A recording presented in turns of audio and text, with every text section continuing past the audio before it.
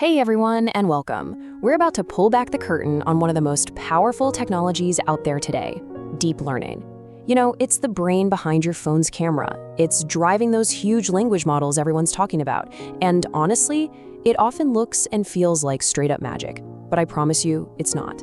So let's dive in and turn that magic into method. So first off, let's just take a second to appreciate the sheer speed of what's been happening. I mean, when I first got into this field, deep learning was, well, it was clunky, it barely worked. Now it's everywhere, and the pace of new breakthroughs is just accelerating. It's kind of easy to get used to it, but the change has been absolutely staggering. And wow, this slide right here really says it all. Less than a decade ago, getting an AI to create this blurry, kind of creepy face, that was the absolute cutting edge. And today, we can type a sentence and get back a fluid, high-def video.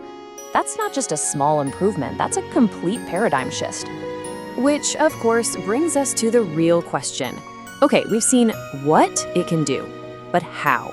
How on earth does a pile of code learn to make art, or write a story, or understand what we're saying? That is exactly what we're going to break down, piece by piece. All right, so what is deep learning, really?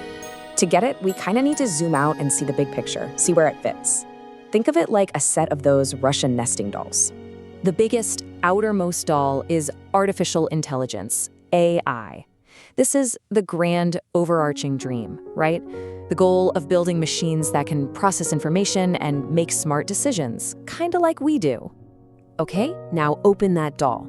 Inside, you find machine learning, or ML.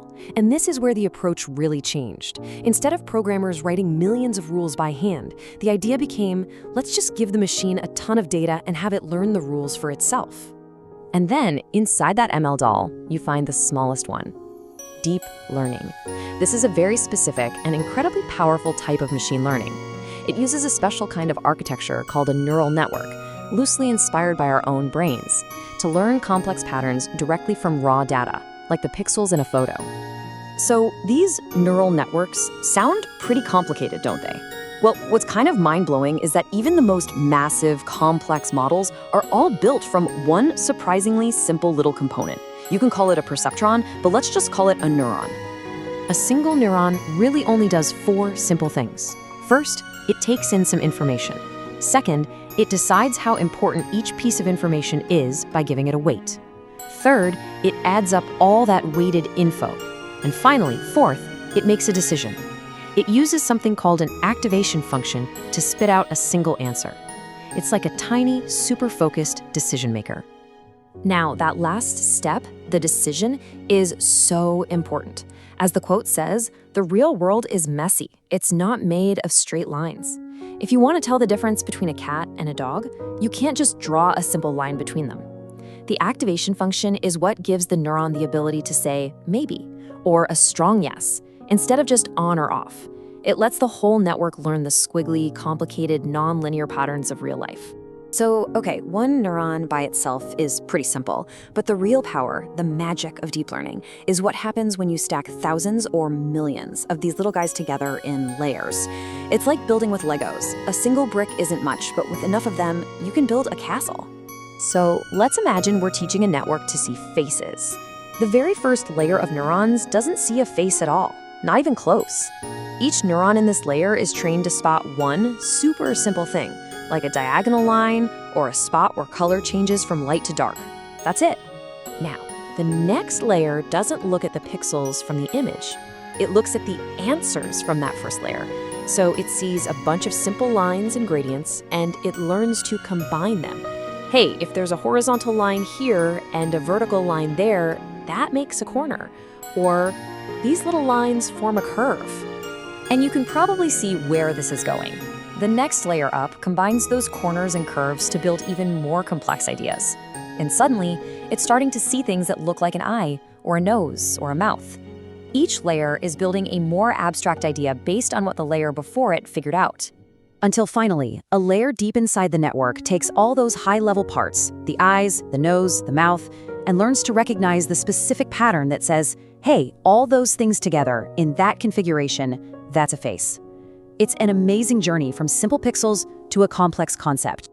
This is incredible, right? But How does the network know what weights to use to spot an edge or an eye in the first place? Well, the simple answer is it doesn't, not at first.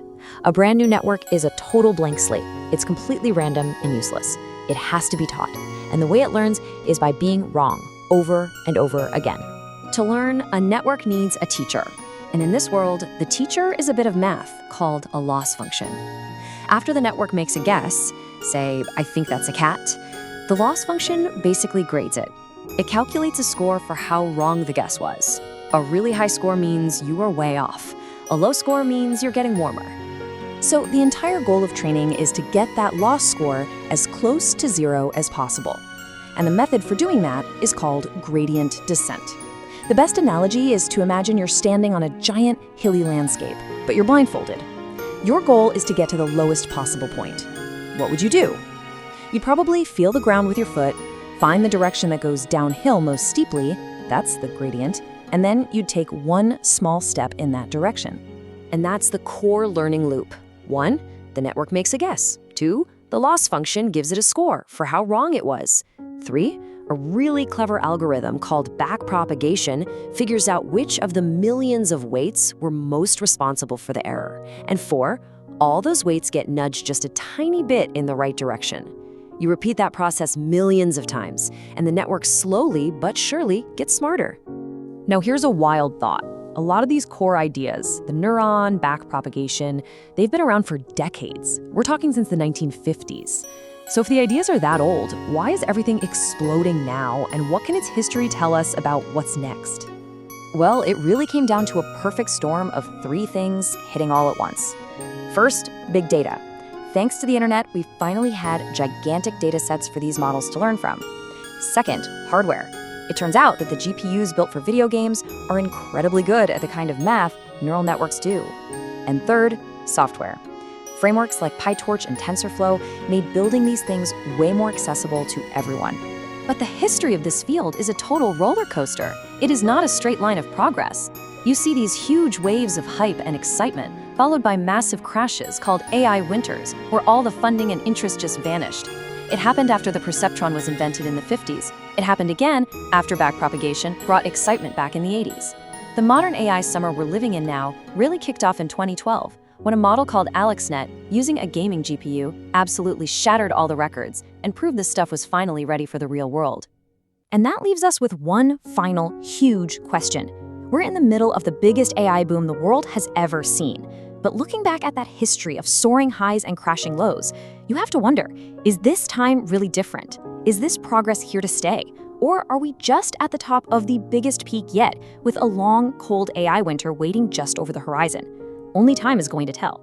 Thanks for joining me.